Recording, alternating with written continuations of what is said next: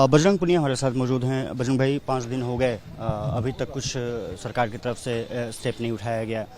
बड़ा गंभीर आरोप आप लोगों ने लगाया। देखिए, जब न्याय की लड़ाई लड़ रहे हैं और चाहे 5 दिन हो चाहे 500 दिन हो, न्याय के लिए खड़े रहेंगे, चाहे कितना भी समय क्यों न लग जाए, क्योंकि ये भारत की बेटियों की लड़ाई है, उनको न्याय दिलाने की लड़ाई है और उसमें हम अपने चाहे कोई भी कुर्बानी देनी पड़े वो देने के लिए तैयार हैं।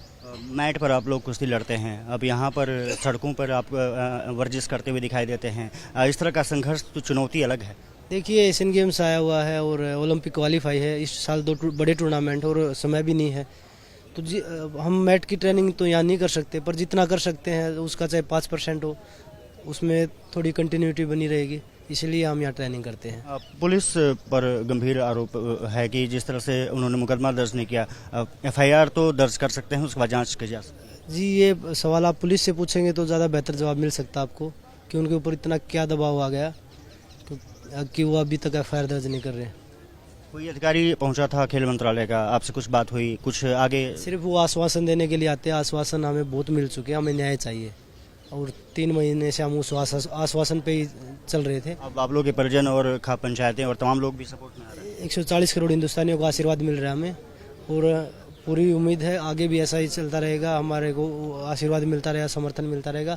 सभी का वेलकम है, चाहे वो किसी भी पार्टी का हो, कोई भी इंसान हो, सभी आइए खिलाड़ियों को सपोर्ट करने। यहाँ कोई पार्टी के लिए नहीं आता कि वो वोट बैंक नहीं बनाने आता, यहाँ सिर्फ वोट बैंक होता तो हमारे पास आज ये स्थिति नहीं होती, मुझे लगता है।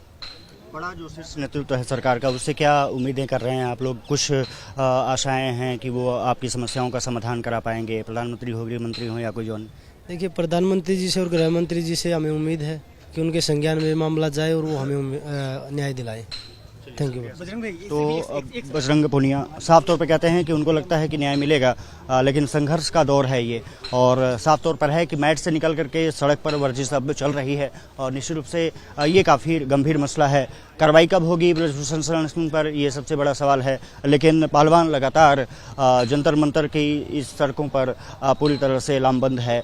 उनके समर्थन में खाप पंचायतें आ रही हैं, अलग अलग पार्टियों के नेता आ रहे हैं, लेकिन सिर्फ आश्वासन मिल रहा है, अभी तक कार्रवाई कुछ नहीं हुई है। लेकिन साफ तौर पे पहलवान का कहना है कि वो तब तक नहीं हटेंगे जब तक कि उनको न्याय नहीं मिल जाता। कैमरा मोहित के साथ में अक्षर राय, भारत 24, दिल्ली।